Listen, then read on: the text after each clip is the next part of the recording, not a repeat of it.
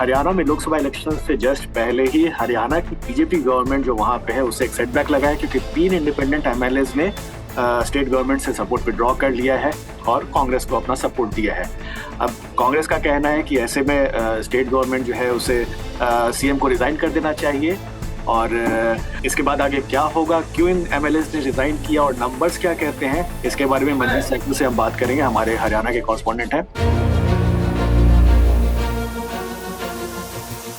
मंजीत जी, थोड़ा बताइए कि ये जो अभी हुआ है हरियाणा में 3 इंडिपेंडेंट एमएलएज ने जो विड्रॉ किया, इसके पीछे क्या कारण था अचानक से ये इलेक्शन से जस्ट पहले?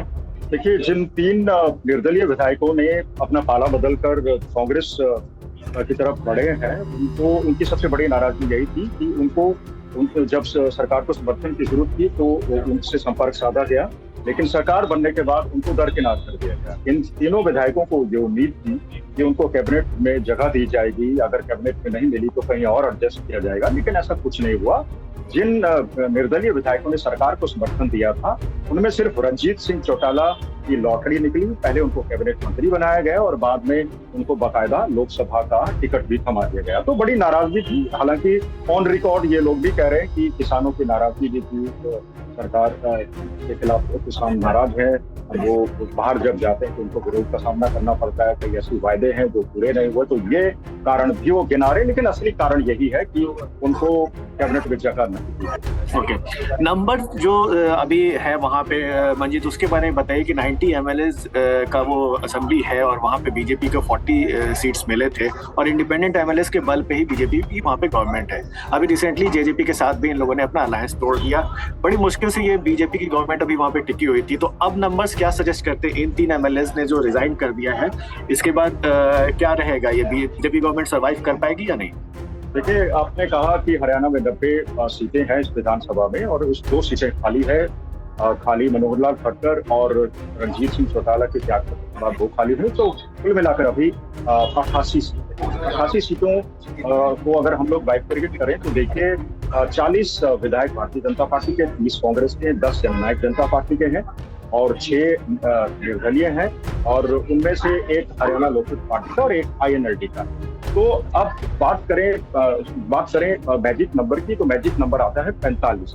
भारतीय जनता पार्टी दावा करी है कि उसके पास अपने 40 विधायक हैं, 4 जननायक जनता पार्टी के विधायकों का समर्थन उनको प्राप्त है, 1 हरियाणा लोकहित पार्टी का समर्थन उनको है और 2 निर्दलीय विधायकों का समर्थन उनके पास अभी भी है। तो उनके पास 47 विधायक हैं और जादुई आंकड़ा 45 का है। तो फिलहाल उनके पास ये मेजोरिटी ऑफ वोट्स है और उनकी सरकार को कोई खतरा नहीं है। और दूसरी बड़ी बात जो भारतीय जनता पार्टी के नेता गिना रहे हैं तो ये कि 12 मार्च को हरियाणा में फ्लोर टेस्ट हुआ था, जब नायब सिंह सैनी को मुख्यमंत्री बनाया गया था। उस वक्त भारतीय जनता पार्टी के पास मैजिक नंबर से कहीं ज्यादा मत थे।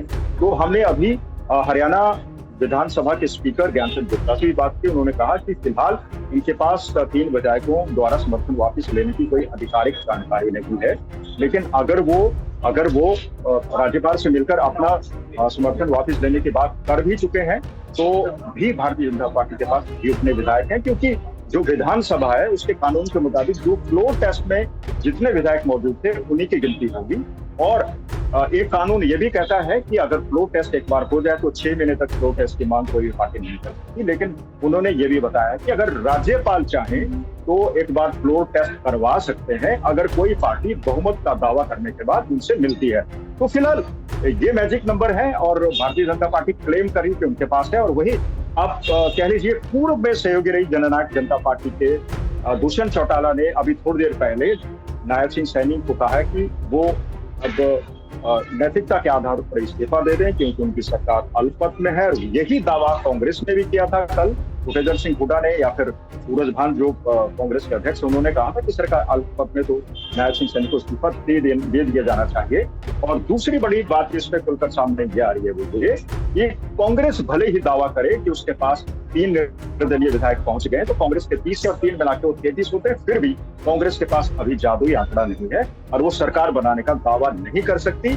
यही कारण है कि कांग्रेस ने सरकार बनाने का दावा ना पेश करते हुए राष्ट्रपति शासन की मांग। ओके, एक आखिरी सवाल की जवाब दीजिए मंजीत। ये जो डेवलपमेंट हुआ है ये बिल्कुल लोकसभा इलेक्शन से जस्ट पहले हुआ है, तो ये लोकसभा इलेक्शंस में इसका क्या इम्पैक्ट होगा हरियाणा में बीजेपी के लिए? देखिए, कहीं ना कहीं 3 विधायकों द्वारा समर्थन वापस लेने से भारतीय जनता पार्टी की मुश्किलें बढ़ती हैं। ये मुश्किलें और ज्यादा भी बढ़ सकती है अगर 2 और निर्दलीय अपना समर्थन वापस ले लेते हैं। तो कहीं ना कहीं संदेश ये जा रहा है कि लोग भारतीय जनता पार्टी के साथ नहीं है, और कांग्रेस भी यही साबित करना चाहती है। कांग्रेस भी सरकार नहीं बनाना चाहती।